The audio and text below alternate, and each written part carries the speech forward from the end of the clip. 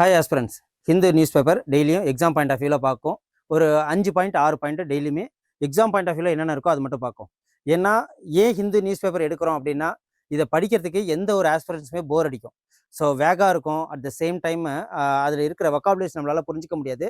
நமக்கு தேவை facts and concept clarity மட்டும் தான் தேவை. ஹிந்து நியூஸ் பேப்பரில் அதை மட்டுமே தெரிஞ்சுப்போம். இன்றைக்கி என்னென்ன 5 பாயிண்ட்ஸ் இருக்குது அப்படிங்கிறத பார்ப்போம். இது டெய்லியுமே நான் ரெகுலராக உங்களுக்கு கொடுத்துட்றேன். காலையில் உங்களுக்கு 6 மணிக்கு டெய்லியுமே. ஸோ ஃபஸ்ட்டு நியூஸே இதுதான்.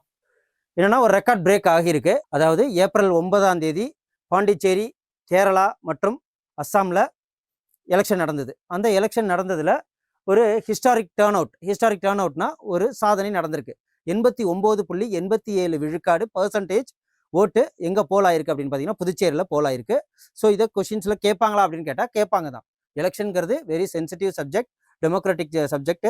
ஸோ அது நமக்கு கேட்பாங்க. மக்கள் எந்த அளவுக்கு இப்போ முன்னாடி 60% இருந்தது, 70% இருந்தது, அதெல்லாம் போல் ஆயிருக்கு. ஸோ அதெல்லாம் இப்போ மீறி 89.87% வந்திருக்கு அப்படின்னா இது மிகப்பெரிய tremendous change and turnouts of இந்த India election history. Okay, so அதுதான் இதில் பார்க்குறோம். ஸோ ஒவ்வொரு வருஷத்துக்கும் போன வருஷம் 2021 நடந்த லாஸ்ட் சட்டமன்ற தேர்தலில் 83.28, இப்போதைக்கு 89.87, எவ்வளோ சதவீதம் இன்க்ரீஸ் ஆகிருக்கு பாருங்கள். ஓகே, இப்போ சதவீதம்னு பார்த்தோம்னா அதில் மக்கள் எத்தனை பேர் நம்பிக்கை வச்சு ஓட்டு போட வந்திருக்காங்க அதை தான் பார்க்கணும். அதுக்கப்புறம் கேரளாவில் 74லேருந்து 78, ஓகே, இதில் 82லேருந்து 85. ஸோ அப்படின்னு பார்க்குறப்போ இன்க்ரீஸ் தான் ஆகிட்டு இருக்கு இந்தியாவில். ஓகே, அதுக்கப்புறம் World Bank India financial year 27 growth outlook எப்படி இருக்குது அப்படின்னு பார்த்தீங்கன்னா 6.6%. நம்ம இப்போது வெஸ்ட் ஏஷியாவில் இஸ்ரேல், யூஎஸ் அண்ட் ஈரான் போர்னால வார் நடந்துக்கிட்டு இருக்கு. அந்த சீஸ்ஃபயர்னால ஸ்ட்ரெய்ட் ஆஃப் ஹார்மோஸ் பிளாக் பண்ணியிருக்காங்க. அந்த பிளாக் பண்ணதுனால குவைத்து, கத்தார், சவுதி அரேபியாலேருந்து வர்ற ஆயில் ரிஃபைனரிஸ், ஷிப்ஸ் இருக்கு இல்லைங்களா, அது வர்றது தடுக்கப்பட்டதுனால நமக்கு என்னென்னா பொருளாதாரத்தில் ஏகப்பட்ட சரிவுகள் ஏற்பட்டிருக்கு. India, not only India, so வேர்ல்டில் மேஜர் பார்ட்ஸுக்கு இது பாதிப்புகள் இருக்குது. அதான் என்ன, அதை வச்சு தான் இந்த சர்வே நமக்கு வெளியாகியிருக்கு. இந்த சர்வேயின்படி இந்த வேர்ல்டு பேங்க்கு ரீசெண்டாக 2026-27க்கு 6.6% ஃப்ரம் 7.2% தான் growth, ஜிடிபி growth இருக்கும் அப்படின்னு சொல்லியிருக்கிறாங்க. இந்த growthனால இந்த government Indian development and update report இவங்க வெளியிட்டது காரணம் என்ன அப்படின்னா ஆயில் கிரைசிஸ்னால தான். ஸோ அதான் இது பெட்டர் தென் எக்ஸ்பெக்டட் growth 2025 விட ஸ்ட்ராங் இனிஷியல் மொமெண்டம் இருக்கும் அப்படின்னு சொல்லியிருக்கிறாங்க. ஸோ இது ப்ராட் growth-ஆக இருக்குமா இந்த அஜந்தா அப்படின்னு பார்த்தீங்கன்னா இதில் கம்மியாக தான் வாய்ப்பு இருக்குது. அது இல்லாமல் இன்ஃப்ளேஷன் அதிகமாகும். ஸோ அதுதான் இந்த வாட்டி சொல்லியிருக்கிறாங்க. ஸோ ரியல் ஜிடிபி growth 6.6%லேருந்து இருக்கும் 7.6%. இன்ஃப்ளேஷன் 4.9% இருக்கும் 2.3ஓட. ஓகே, அது மட்டும் இல்லாமல் எஃப்டிஐ ஃபாரின் டைரக்ட் இன்வெஸ்ட்மெண்ட்டோட இன்ஃப்ளோ எவ்வளோ இருக்கும் அப்படின்னு பார்த்தீங்கன்னா 0.6%லேருந்து இருக்கும். ஓகே, ஒவ்வொரு இதுலையுமே வச்சு இந்த வாரில் இந்த சீஸ்ஃபயர்னால சரிவு தான் ஏற்பட்டிருக்கு. So oil and gas supply 2026ஓட இந்த ரிப்போர்ட்டை வச்சு தான் நமக்கு சொல்கிறாங்க. ஸோ அதான் இதில் சொல்லியிருக்கு. West Asia war cuts India growth outlook 6.6%. West ஏஷியாவில் ஏற்பட்ட இந்த வார்னால அதில் இந்த வேர்ல்டு பேங்க்கு என்ன சொல்லியிருக்காங்க அப்படின்னா 6.6%, 7.2% குறைஞ்சிருக்கு. கிட்டத்தட்ட 7.7%. அதோட இந்த இம்பேக்டே எதனால ஏற்பட்டது அப்படின்னா வெஸ்ட் ஏஷியாவில் இருந்த ஒரு போர்னால, அந்த வார்னால தான். எனர்ஜி ஷாக் சேனல் என்னன்னா, நம்ம இந்தியா இம்போர்ட்ஸ் 90% ஆஃப் ஆயிலை கத்தார்ட்டேருந்தும், அது எல்பிஜியாக இருக்கட்டும், எல்என்ஜியாக இருக்கட்டும், நேச்சுரல் கேஸ், எல்பிஜி, அதுக்கப்புறம் ரிஃபைனரி ஆயில், இது எல்லாமே நம்ம இம்போர்ட் தான் பண்ணுறோம் 90%. அதில் இந்த ஸ்ட்ரெய்ட் ஆஃப் ஹார்மோஸில் 20லேருந்து 25% குளோபல் ஆயில் கேஸ் சப்ளை நடந்துக்கிட்டு இருக்கு.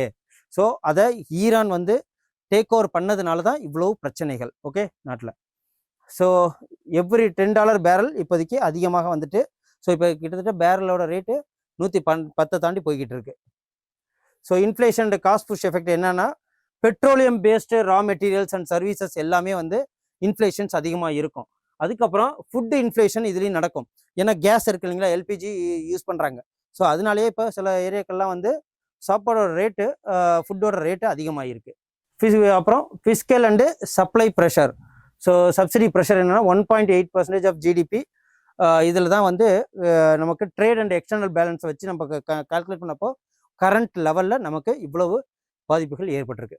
ஸோ இதில் குரோத்தஸ்லாம் எந்த அளவுக்கு நமக்கு இம்பாக்டை ஏற்படுத்துது அப்படின்னு பார்த்தீங்கன்னா, கன்சம்ஷன் அண்ட் இன்வெஸ்ட்மெண்ட் அப்படின்னு பார்க்குறப்போ ஹவுஸ்ஹோல்டில் ஒரு ப்ராடக்டை கன்சம் பண்ணுவாங்க. அது க்ராசரியாக இருக்கட்டும், அதுக்கப்புறம் காய்கறிகளாக இருக்கட்டும், எந்த ஒரு விஷயம் இருந்தாலும் நம்ம கன்சம்ஷன் பண்ணும்போது அதில் பெட்ரோலு, அப்புறம் டீசல், ஏன்னா வந்து எக்ஸ்போர்ட் பண்ணுறாங்க, இம்போர்ட் பண்ணுறாங்க, அதில் டிரான்ஸ்போர்ட்லாம் இருக்குது இல்லைங்களா. அட் த சேம் டைம் அதில் நமக்கு இன்வெஸ்ட்மெண்ட் லெவலில் பார்க்கும்போது எல்லா விதத்துலையுமே இது பாதிக்கப்படுது.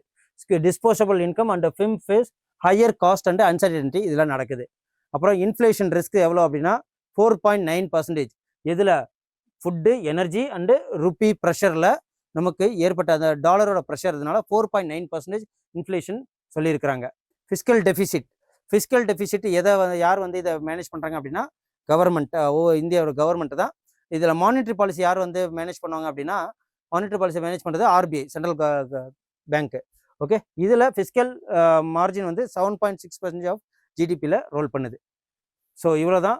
ஸோ இதில் எதுலாம் வந்து நமக்கு பாதிப்புகள் ஏற்படும் இந்த வாரனால அப்படின்னு பார்த்தீங்கன்னா, அக்ரிகல்ச்சர், ஃபெர்டிலைசர்னால, டிரான்ஸ்போர்ட்டு, மேனுஃபேக்சரிங், எனர்ஜி இண்டஸ்ட்ரி, இது எல்லாமே பாதிப்புகள் தான் ஏற்படுது. ஸோ இவ்வளோ தான்.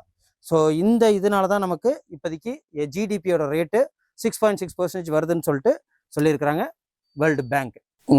Glamour for better price persist in tea and agriculture belt அப்படின்னு சொல்லிட்டு பார்த்தீங்கன்னா, 2 டிகேடாக நம்ம பார்க்கும்போது 20 வருஷமாக பார்க்கும்போது இப்போது மார்க்கெட் சப்போர்ட் ப்ரைஸ் அப்படின்னு சொல்லிட்டு பார்க்குறப்போ ரைஸ், பேடி வந்துடுது, அதில் வீட் வந்துடுது, அப்புறம் காட்டன், மைஸ், அப்புறம் ஜூட், அப்புறம் சுகர் கேன், இதே போன்று கிட்டத்தட்ட இந்த எம்எஸ்பி சப்போர்ட் ப்ரைஸ் இதெல்லாமே வந்து இது கவர்மெண்ட்டு தான் வந்து விலையை நிர்ணயிக்குது. உற்பத்தி பண்ணுற ஃபார்மர்ஸ் அதை விலையை நிர்ணயிக்கிறதுல, மார்க்கெட்டு விலையை நிர்ணயிக்கிறதுல கவர்மெண்ட். ஸோ அதை வந்து அதிகப்படுத்தி தரதா சொல்லிகிட்டே இருக்காங்களே தவிர ஒரு 20 வருஷமாக அது நடக்கலை அப்படிங்கிறாங்க. அதான் இது. ஸோ மினிமம் சப்போர்ட் ப்ரைஸ் இது எந்த சப்ஜெக்டில் இருக்குது அப்படின்னு பார்த்தீங்கன்னா, இது சென்ட்ரல் கவர்மெண்ட் அந்த லிஸ்ட் இருக்கு இல்லையா, state list, central list, concurrent list, இதில் சென்ட்ரல் லிஸ்ட்டில் இருக்குது. ஓகே, ஸோ இவங்க சொல்கிறது எல்லாமே இதில் எம்எஸ் சுவாமிநாதன் கமிஷன் ஒன்று ஆரம்பிச்சிருக்காங்க. அவங்க என்ன சொல்லியிருக்கிறாங்க அப்படின்னா, அக்ரிகல்ச்சரல் இன்க்ரீசிங் நான் ரெமினரேட்டிவ் அண்ட் நான் ரிவார்டிங் ஒரு துறைங்கிறதுனால ஸோ இதில் மினிமம் சப்போர்ட் ப்ரைஸ் தான் அவங்களுக்கு ரொம்ப ஹெல்ப்ஃபுல்லாக இருக்கும் அப்படின்னு சொல்கிறாங்க. ஓகே, ஸோ இப்போ எம்எஸ் சுவாமிநாதன் கமிஷன் இதுதான் இந்த எம்எஸ்பி மினிமம் சப்போர்ட் ப்ரைஸ்க்காக உள்ள ஆரம்பிக்கப்பட்ட கமிஷன் 2006. ஸோ அவங்க சொன்ன அந்த கால்குலேட்டிங் தான் C2 + 50% அப்படிங்கிறது. ஸோ இதை வச்சு தான் முடிவு பண்ணுவாங்க. ஸோ கிராஷ் இன் ப்ரைஸஸ்லாம் வந்து ப்ரைஸ் ஆஃப் மைஸை commission for agriculture cost and price அவங்க தான் வந்து இப்போதைக்கு முடிவு பண்ணியிருக்கிறாங்க. ஸோ இதே மாதிரி இந்த பிரச்சனைகளுக்கெல்லாம் தீர்வு காணுமா அப்படிங்கிறது இனிமேல் தான் கவர்மெண்ட் முடிவெடுக்கும். ஓகே, அதுக்கப்புறம் ஆடியோ எனேபிள்டு ஃபிசிக்கலி இம்பேர்டாக இருக்கிறவங்க ஓட்டு போடுறதுக்கு லான்ச் பண்ணணும் அப்படின்னு சொல்லிட்டு சொல்கிறாங்க. இந்த விவிபேட் சிஸ்டம் விஷுவலி இம்பேர்டுக்காக. ஓகே, ஏன்னா அதில் அவங்க சொல்ல தான் அவங்க காதில் வாங்கி அதை அழுத்த முடியும். ஸோ இந்த voter verify paper audit limit, okay, audit ட்ரையலுங்கிறது இந்த சிஸ்டம் விஷுவலி இம்பேர்டுக்காக இதை உருவாக்கணும் ஆடியோ வைஸை வந்து அப்படின்னு சொல்லிட்டு சொல்லியிருக்கிறாங்க. முதல்ல இதை chief election officer of Nethrodaya அப்படிங்கிற ஒரு என்ஜிஓ மூலிமா இதை இம்ப்ளிமெண்ட் பண்ணணும்னு சொல்லியிருக்கிறாங்க. ஸோ இது வந்து right of persons with disabilities act 2016 படி கம்பல்சரியாக இதை இம்ப்ளிமெண்ட் பண்ணணும் அப்படின்னு சொல்லிட்டு சொல்கிறாங்க. இந்த ஆடியோ எனேபிள்டு இன்ட்ரடியூஸ் பண்ணால் தான் அவங்களுக்கு நல்லாயிருக்கும். கிட்டத்தட்ட ஒரு விஷுவலி இம்பேர்டு நிறையா சிட்டிசன்ஸ் அண்ட் ஓட்டர்ஸுமே நிறைய பேர் இருக்கிறதுனால அது அவங்களுக்கு ரொம்ப ஹெல்ப்ஃபுல்லாக இருக்கும். ஏன்னா இது மூலயமா அவங்க நினைக்கிறத மாற்றி ஓட்டு போகிறதுக்கு சான்சஸ் இருக்குங்கிறனால தான் இது சொல்லியிருக்காங்க. ஆக்சுவலாக இது ரூல் 49 படி அது கம்பல்சரி ஆக்கியிருக்கு. Okay, conduct of election rules 1961 rule 49 என்னப்படி கண் பார்வையற்றவர்களுக்கு இது வந்து ஆடியோ வடிவில் இந்த விவிபேட் வேணுங்கிறது சொல்லியிருக்காங்க. மொத்தம் எத்தனை பேர் இருக்காங்க அப்படின்னா, விஷுவலி இம்பேர்டு பர்சன் 2011 சென்சஸ் படி 1,27,405 இருக்காங்க. இது அப்படியே டபுள் ஆகிருக்கும். இப்போது கிட்டத்தட்ட 2.55 lakhs பர்சன்ஸ் இருப்பாங்க. ஸோ இதை இம்ப்ளிமெண்ட் பண்ணணும். அது இந்த சோஷியல் ஜஸ்டிஸ் அண்ட் எம்பவர்மெண்ட்லேயும் இதை கொண்டு வந்திருக்காங்க. அப்புறம் டைம்லி இன் ஆக்ஷன். இந்த டைம்லி இன் ஆக்ஷன் அப்படின்னு சொல்லிட்டு வருது. Slowing growth and rising inflation எதில் வந்திருக்கு அப்படின்னு பார்த்தீங்கன்னா, இந்த வெஸ்ட் ஏஷியாவில் ஏற்படுற இந்த வார்னால் இன்செக்யூரிட்டிஸ்னால நடந்துக்கிட்டு இருக்கிறது தான் இது. ஸோ என்னென்ன அப்படின்னு பார்த்தீங்கன்னா, இந்த ஆர்பிஐ மானிட்டரி பாலிசி கமிட்டி ஒரு 6 நாள் நடந்தது. இப்போ இதுக்கு மல்ஹோத்ரா அவர்கள் அவங்க தான் வந்து இப்போ கவர்னராக இருக்காங்க. இப்போ ரிவர்ஸ் ரெப்போ ரேட்டில் எந்த சேஞ்சஸ் இல்லை, ரெப்போ ரேட்டில் எந்த சேஞ்சஸ் இல்லை, கேஷ் ரிசர்வ் ரேஷியோவில் எந்த சேஞ்சஸ் இல்லை, ஸ்டாச்சுரரி லிக்விடிட்டி ரேஷியோவில் எந்த சேஞ்சஸ் இல்லை அப்படின்னு சொல்லியிருக்காங்க. இந்த ரேட்டு, பேங்க் ரேட், இதெல்லாம் தான் நம்மளோட இன்ஃப்ளேஷனை ரோல் பண்ணும். ஓகே, இன்ஃப்ளேஷன் டீஃப்ளேஷன் சொல்லுவாங்க இல்லையா, பணப்புழக்கம் அதிகமாக இருந்தால் அதை கட்டுக்குள் வைக்கிறதுக்கு கேஷ் ரிசர்வ் ரேஷியோ யூஸ் பண்ணுவாங்க. இப்போது பேங்க்குக்கு கடன் கொடுப்பாங்க இவங்க குறுகிய கால கடனா, அதுதான் வந்து ரெப்போ ரேட்டு. அந்த ரெப்போ ரேட்டில் எந்த ஒரு மாற்றமும் இல்லை, 5.25% அப்படி தான் இருக்குது. Okay, wait and watch for that approach. So RBI governor Sanjay Malhotra predict பண்ணிருக்காரு இந்தியாவோட GDP would growth 6.9%. World Bank இப்போ தான் சொல்லியிருக்கு 6.6%ன்னு சொல்லிட்டு. இவங்க ப்ரெடிக்ட் பண்ணியது 2026-27க்கு 6.9% சொல்லியிருக்கிறாங்க. ஹிந்து நியூஸ் பேப்பர் டெய்லியும் பார்க்குறோம். ஏப்ரல் 11 என்னென்ன இம்பார்ட்டன்ட் நியூஸ் இருக்குது அப்படின்னு சொல்லிட்டு நமக்கு எக்ஸாம் பாயிண்ட் ஆஃப் வியூவில் பார்ப்போம். 10 killed over crowded boat capsize in Yamuna. Boat capsized அப்படின்னா கவிழ்றது. ஓகே, இது எதனால கவிழ்ந்தது என்ன ஏதுன்னு சொல்லிட்டு பார்க்குறாங்க. நேற்று ஒரு 3:53 ஒரு பிஎம் மாலை நேரத்தில் இது நடந்திருக்கு. எங்கே அப்படின்னா யமுனா ரிவர். நம்ம இதில் ஜியோகிராஃபி மூலயமா பார்க்கணும். யமுனா ரிவர் எங்கேருந்து ஆரிஜின் ஆகுது, அதோட ட்ரிபியூட்டரிஸ் என்ன இருக்குது, அது எந்த அளவுக்கு, அதோட பரவல் எந்த அளவுக்கு இருக்குது, என்னென்ன கிலோமீட்டர்ஸ் இருக்குது, அதான் பார்க்கணும். ஓகே, இது மட்டும் இல்லாமல் இந்த Punjab capsize in Yamuna river in Mathura டிஸ்ட்ரிக்டில் நடந்திருக்கு. எங்கே நடந்திருக்கு?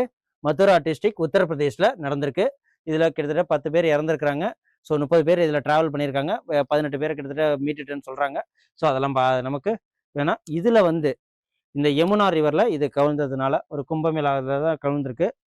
So Ganga river, so Yamuna பாருங்கள், இங்கேருந்து யமுனா ரிவர் இதுலேருந்து ஜார்க்கண்ட் அங்கே மேலே இதில் கிளேஷியர் மூலயமா தான் கங்கோத்ரி அந்த கிளேஷியர்லேருந்து தான் வருது. ஸோ அது மூலயமா வந்து நியூ டெல்லியிலலாம் வந்து இது மூலயமா வந்து அலகாபாத் அங்கே தான் வந்து கலக்குது. கங்கா ரிவரோட கலக்கிறது தான் இந்த யமுனா ரிவர். ஸோ இதோட ட்ரிபியூட்டரிஸ் அப்படின்னு பார்த்தீங்கன்னா, ஸோ எங்கேருந்து ஆரம்பித்த ஆரிஜினை பாருங்கள், இங்கே தான் வந்து கலக்குது. ஸோ இதோட ஏரியாலாம் பார்த்தீங்கன்னா இந்த ஜான்சி, குவாலியர், இது எல்லாமே வந்து நியூ டெல்லி, இது எல்லாமே வந்து கங்கா ரிவர் தான். ஸோ அது என்னென்னு பார்ப்போம். ஸோ யமுனோத்ரி கிளேஷியர் மூலயமா தான் இந்த யமுனா ரிவர் உருவாகுது. யமுனோத்ரி கிளேஷியர் நியர் பாந்தர்பூச் பீக்கின் முசோரி ரேஞ்சில் தான், லோயர் ஹிமாலயஸில் தான் இது உருவாகுது. எங்கே அப்படின்னு பார்த்தீங்கன்னா யமுனோத்ரி கிளேஷியர். இந்த யமுனா ரிவர் இது வந்து எத்தனை ட்ரிபியூட்டரிஸ் இருக்குது அப்படின்னு பார்த்தீங்கன்னா, இந்த இதான் major tributaries. Tons, Giri, Hindon, Chambal, Sindh and Betwa and Ken river, பெட்வாக் ரிவர் 1, 2, 3, 4, 5, 6, 7 ட்ரிபியூட்டரிஸ் இருக்குது.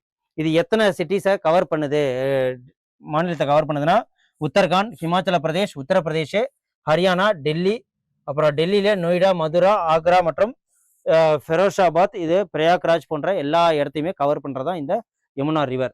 நமக்கு இது ஜியாகிரபிக்கல் விஷயமா இதை பார்க்கும்போது இது யமுனோ கிளேஷியர்லேருந்து வெளில வருது. ஓகே, இதை மட்டும் நம்ம தெரிஞ்சுப்போம். இதோட டோட்டல் லென்த் எப்படின்னா 1300 கிலோமீட்டர்ஸ்.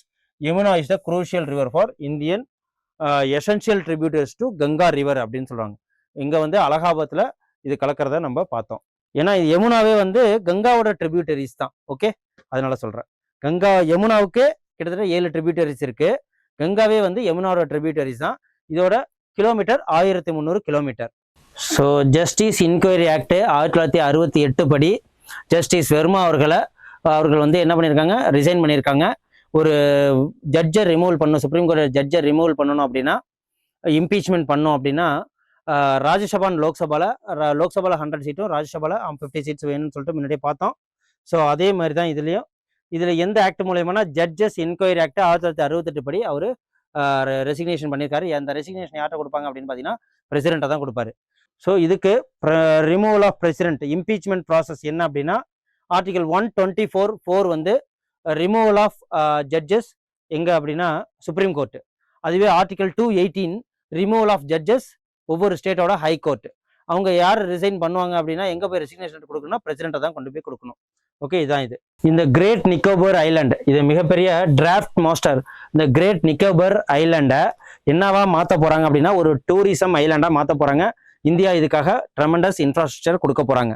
என்னென்னலாம் டூரிசம் அப்படின்னா, அங்கே வந்து ப்ளே பண்ணுற ஒரு டூரிசம், அதுக்கப்புறம் கல்ச்சரல் டூரிசம், அதுக்கப்புறம் வந்து அங்கே ஹாலிடே டூரிசம் இப்படின்னு சொல்லி லைக் ஒரு மால்தீவ்ஸ் மாதிரி அந்த இந்தியாவுக்காக ஒரு டூரிசம் ஒரு ஐலாண்டே மாற்ற போகிறதான் இந்த great Nicobar island project tourism as the primary growth டிரைவராக இதில் வேலை பார்க்க போகுது.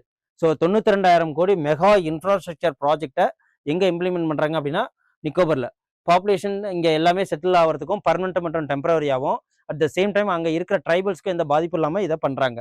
அது மட்டும் இல்லாமல் tribes challenge plan stage 1 clearance 2022 ஆரம்பிச்சிட்டாங்க.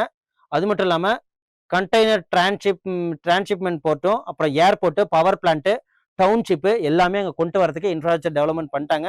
ஸோ 3.36 லேக்ஸ் அதாவது அந்த பாப்புலேஷன் அங்கே எவ்வளோ இருக்கும் அப்படின்னு பார்த்தோன்னா இப்போ ஒரு 7,500 பாப்புலேஷன் தான் இருக்குது. அதாவது இந்த கிரேட் நிக்கோபர் ஐலாண்டில் இப்போதைக்கு அது 3 லேக்ஸ் மேலே பாப்புலேஷனை 2055 கொண்டு வரணும்னு நினைக்கிறாங்க. So million tourist of project 3.36 lakhs. So இதில் ஃபியூச்சர் டெவலப்மெண்ட் எப்படி இருக்கும் அப்படின்னு பார்த்தீங்கன்னா, ஸோ ஃபியூச்சர் டெவலப்மெண்ட்ஸு என்னென்ன டூரிசம் அங்கே கொண்டு வர போகிறாங்க அப்படின்னா, அங்கே ஒரு தீம் பார்க் மாதிரி, ஸோ அந்த இதிலலாம் இந்த பட்டையா, அது மட்டும் இல்லாமல் மால்தீவ்ஸு இந்த மாதிரி இந்த போட்டிங் இதே மாதிரி ஒரு டூரிசமாக அதை உருவாக்கணும் அப்படின்னு சொல்லிட்டு பார்க்குறாங்க. Okay, ISRO complete second air drop test for Gaganyaan. இப்போ ரீசெண்டாக 3க்கு போயிட்டு வந்த நாசாலேருந்து இந்த அமிஷ் 2ங்கிறது அது வந்து எங்கன்னா பசிபிக் ஓஷனில் லேண்ட் பண்ணாங்க. இது லேண்டில் லேண்ட் பண்ணுற மாதிரி ககன்யான் வந்து இந்த இதை வந்து சோதனை பண்ணியிருக்கிறாங்க. இதில் எப்படி அப்படின்னா இன்டகிரேட்டட் ஏர் ட்ராப் டெஸ்ட் அப்படின்னு சொல்லிட்டு இது செகண்ட் டைமு இதை டெஸ்ட் பண்ணுறாங்க. இந்த க்ரூ மாடல் இது ஒரு கேப்சூல் மாதிரி இருக்கும். உள்ளே வந்து அஸ்ட்ரோனட்ஸ் இருப்பாங்க. அவங்கள வந்து சேஃபாக லேண்ட்லேயும் மற்றும் கடல்லையும் வந்து லேண்ட் பண்ணுறது தான் இந்த மெயின் விஷயமே. Astronaut sit during the human flights reentry of landing Chinook helicopter மூலயமா 3 கிலோமீட்டர் ஆல்டிடியூட்ல இதை ட்ராப் பண்ணுவாங்க. ஸோ இதுலேருந்து ஒரு 4 பேராஷூட் ஓப்பன் ஆகி அது ஒவ்வொரு ஸ்டேஜாக வந்து இப்போ நேற்று நல்லா டீட்டெயிலாகவே பார்த்தோம் இல்லையா, அதே தான் இது. ஸோ க்ரூ மாடியூல் 5.7 கிலோகிராம் இருக்கும், டன்ஸ் இருக்கும். ஃபர்ஸ்ட் க்ரூ வந்து ககன்யான் மிஷனுக்காக இதை யூஸ் பண்ண போகிறாங்க. ஓகே, 10 பேராஷூட்ஸ் ஃபார் 4 டைப்ஸ் அதில். ஓகே, அது மட்டும் இல்லாமல் இதில் யாரெல்லாம் வேலை பார்த்துறாங்க அப்படின்னா Indian navy, Indian army, Indian air force, அப்புறம் டிஆர்டிஓ இவங்க எல்லாரோட இதுலேயும் தான் இது நடக்குது. ஓகே, இந்த ஏர் டிராப் டெஸ்ட்டு ஃபார் ககன்யான் வந்து ஸ்ரீஹரிகோட்டாவில் நடந்தது ஃபர்ஸ்ட்டு. ஓகே, இது வந்து 2வது. அதுக்கப்புறம் விக்ஷித் பாரத் சிக்ஷா அதிஷ்டான் பில் இது என்ன அப்படின்னா எப்படி வந்து எஜுகேஷனை வந்து இப்போ நேஷ்னல் எஜுகேஷன் பாலிசி 2020 வந்து கொண்டு வந்தாங்க. இந்த விக்ஷித் பாரத் சிக்ஷா அதிஷ்டான் அப்படிங்கிறது யார், தர்மேந்திர பிரதான் அவர்கள் தான் இம்ப்ளிமெண்ட் பண்ணாங்க. இது என்னன்னா ஹையர் எஜுகேஷனை வந்து இம்ப்ளிமெண்ட் பண்ணுறதுக்காக தான். ஸோ இதில் நிறைய ஸ்டேஜஸ் இருக்கு. என்ன ஸ்டேஜஸ்னா குணவாட்டா பரிஷத் அப்படின்னு சொல்றாங்க. அதுக்கப்புறம் மனாக் பரிஷத் அதாவது ஸ்டாண்டர்ட் கவுன்சில் இதை வந்து இம்ப்ளிமெண்ட் பண்ணுறதுக்காக. அதுக்கப்புறம் அக்ரிடியேஷன் கவுன்சில் இதை தான் குணவாட்டா பரிஷத் அப்படின்னு சொல்லுவாங்க, டெக்னாலஜி ட்ரிவன் உள்ளது. அப்புறம் ரெகுலேட்டரி கவுன்சில் வினயமான் பரிஷத் அப்படின்னு சொல்றாங்க. இந்த கவுன்சில்ஸ் வந்து பாரதிய நாலேஜ் ஹிந்துத்துவ ஐடியாலஜிஸ்டோட இந்த எல்லா கரிக்குலமும் இருக்கணும் அப்படின்னு சொல்லிட்டு அதோட மட்டும் இல்லாமல் இதில் என்னென்ன இருக்கு. ஸோ இதாவது national education policy. So union minister Dharmendra Pradhan தான் இந்த விக்ஷித் பாரத் சிக்ஷா அதிஷ்டான் பில்லை கொண்டு வந்தது. இது என்னன்னா இதோட பர்பஸ் வந்து empower higher education institution Bharat achieve excellence மூலயமா இதை கொண்டு வராங்க. அதோட மட்டும் இல்லாமல் டாக்டர் கஸ்தூரி ரங்கன் கமிட்டியை drafting committee former chairperson of ISRO இவரோட ஹோலிஸ்டிக் ரிப்போர்ட்டை வச்சு தான் இதை முடிவு பண்ணியிருக்கிறாங்க. இது இந்த நேஷ்னல் எஜுகேஷன் பாலிசி வந்தது 2020. ஓகே, நேஷனல் வைடு இதை வந்து கொண்டு வரணும் அப்படின்னு சொல்லிட்டு சொல்லியிருக்காங்க. ஸோ இதையும் பார்த்துப்போம். ஸோ கிரேட் நிக்கோபார் இது சொல்லணும் இல்லையா, nature and biodiversity tourism, adventure tourism, business tourism, gaming tourism ஹப்பா வந்து அதுக்கு மட்டும் இல்லாமல் ஃபேமிலி என்டர்டைன்மெண்ட்டாக மாற்றணும் அப்படின்னு சொல்லிட்டு ஃபுல்லாகவே வந்து கிரேட் நிக்கோபார் ஐலாண்டை இன்ஃப்ராஸ்ட்ரக்சரை டெவலப் பண்ணுறாங்க. ஓகே, ஸோ அவ்வளோதான் ஹிந்து நியூஸ் பேப்பரில் இன்றைக்கி இம்பார்ட்டன்ஸ் நியூஸ் பார்த்தோம். ஸோ ரொம்ப யூஸ்ஃபுல்லாக இருக்குன்னு நம்புகிறேன். நீங்கள் கமெண்ட் பண்ணுங்கள். நீங்கள் கமெண்ட் பண்ணுறத வச்சா நான் இதை கண்டினியூ பண்ணுறதா என்னன்னு நான் வந்து டிசிஷன் எடுக்க முடியும். ஸோ இதே மாதிரி உங்களுக்கு டெய்லியும் வந்து ஹிந்து நியூஸ் பேப்பர்லேருந்து டெஃபினேஷன் எக்ஸாம் பாயிண்ட் ஆஃப் வியூவில் வேணும் அப்படின்னா எங்கள் சேனலை சப்ஸ்கிரைப் பண்ணுங்கள், கமெண்ட் பண்ணுங்கள், லைக் பண்ணுங்கள். நன்றி, வணக்கம். Send a map. You dare to dream, we care to accomplish.